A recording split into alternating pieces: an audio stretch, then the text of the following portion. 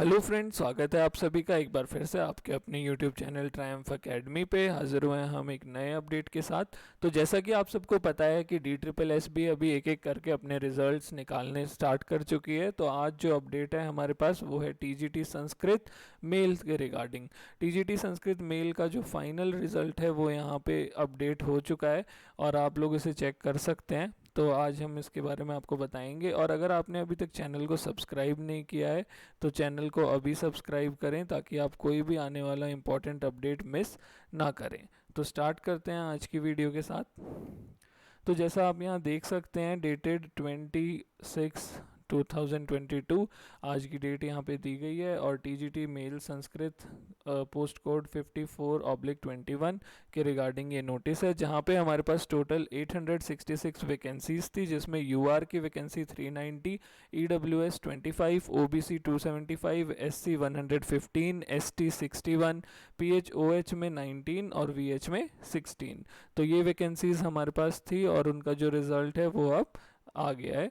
तो आप देख सकते हैं कि कट ऑफ में क्या इंक्रीज़ हुआ है। तो सबसे पहले जो कट ऑफ हमारे पास है ये है ई डॉसियर की कट ऑफ, और जो दूसरे नंबर पे कट ऑफ हमारे पास है ये है फाइनल सिलेक्शन की कट ऑफ, जो लोग फाइनल सेलेक्ट किए गए हैं। और जो थर्ड नंबर पे हमारे पास कट ऑफ है वो है वेटिंग की कट ऑफ, कि कौन कौन अभी वेटिंग में है। तो आप देख सकते हैं कि EWS कैटेगरी के लिए 95.02 कट ऑफ गई थी, और ये जनरल में ही इंक्लूड किए गए थे as per the merit, the minimum cut off marks e dossier की यहाँ पे।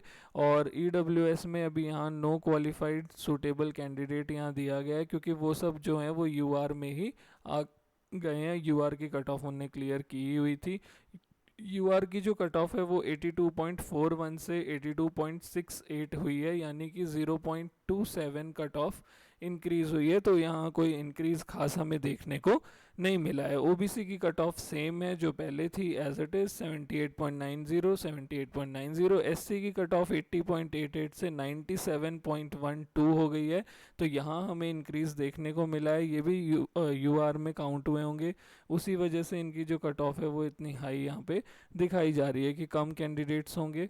और ST के लिए भी 62.81 टू 83.21 हो गई है, तो यहाँ इंक्रीज़ देखने को मिला है। और PH में 64.85 से OH के लिए सेम वही कट ऑफ है, और VH के लिए 88.83 हमारी फाइनल कट ऑफ गई है। तो आप देख सकते हैं कट ऑफ UR के लिए EWS OBC यहाँ पे ज़्यादा इंक्रीज़ नहीं हुई है, सिर्फ SC ST के लिए कट ऑफ जो है वो इंक्रीज़ हुई है। ठीक है।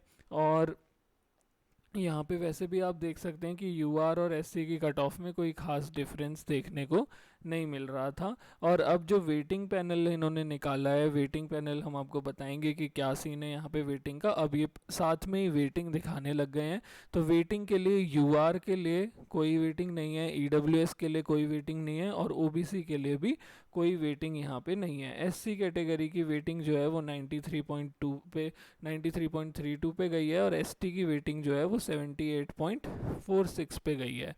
तो टोटल हमारे पास ये 200 में से, और PH के लिए भी हमारे पास यहाँ पे कोई भी वेटिंग नहीं है। तो वेटिंग के लिए हमारे पास टोटल जो कैंडिडेट्स लिए गए हैं वो हैं SC के लिए 23 कैंडिडेट्स और ST के लिए 13 कैंडिडेट्स। इसके अलावा कोई भी यहाँ पे वेटिंग में हमारा कैंडिडेट नहीं है, ना ही UR के लिए, ना ही EWS के लिए, ना ही OBC के लिए, ना ही PH के लिए। और जो वेटिंग के लिए ये कैंडिडेट्स लिए गए हैं, तो इनका क्या स्कोप है कि इन्हें जॉब मिलेगी या नहीं मिलेगी, वो किस चीज़ पे डिपेंड करता है। तो यहाँ पे आपका ये समझना बहुत ज़रूरी है कि ये जो वेटिंग के लिए कैंडिडेट्स लिए जाते हैं, ये वेटिंग का मतलब ये नहीं है कि अगर कोई नई वैकेंसी निकलेगी तो वो इन्हें रेकमेंड करेंगे वहाँ पे, या इन्हें ले लेंगे वहाँ पे, या इन लोगों का कोई चांस है वैकेंसी इंक्रीज़ या डिक्रीज़ हो सकती है।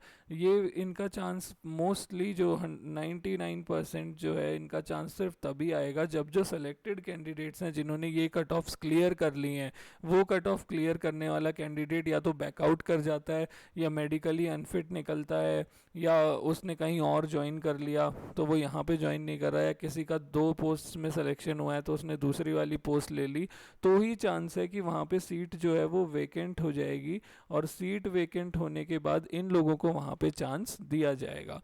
ठीक है। और ये अपनी सेलेक्टेड कैटेगरी में ही जाएंगे। तो इसके लिए इनके पास 1 साल का टाइम होता है। अगर 1 ईयर के अंदर अंदर कोई सीट वेकेंट हो जाती है तो इन लोगों को वहाँ पे सेलेक्ट कर लिया जाता है। अगर 1 ईयर के अंदर अंदर कोई भी सीट वेकेंट नहीं होती है तो इन लोगों को वहाँ पे इनका चांस जो है वो ख़त्म हो जाएगा। किसी नई वैकेंसी के लिए या किसी और चीज़ के लिए इन लोगों को नहीं रेकमेंड किया जाएगा। और जो कट ऑफ हमारी यहाँ पे जो ये लिस्ट लगती है वो भी इस हिसाब से लगती है कि वेटिंग में नंबर 1, नंबर 2, नंबर 3, इस तरीके से कि जो आपकी वेटिंग है वो आपकी वहाँ पे रैंक होती है। तो जो शुरू वाले वेटिंग वाले लोग होते हैं उनके चांसेस काफ़ी हाई होते हैं, क्योंकि कुछ लोग तो बैकआउट कर ही जाते हैं, पर ज़रूरी नहीं है कि इन सबको ही चांस मिले। तो वो टोटली इस चीज़ पे डिपेंड करता है कि कितने लोग जो हैं वो वहाँ से बैकआउट कर गए हैं और कितनी सीट्स जो हैं वो वहाँ पे वैकेंट हुई हैं।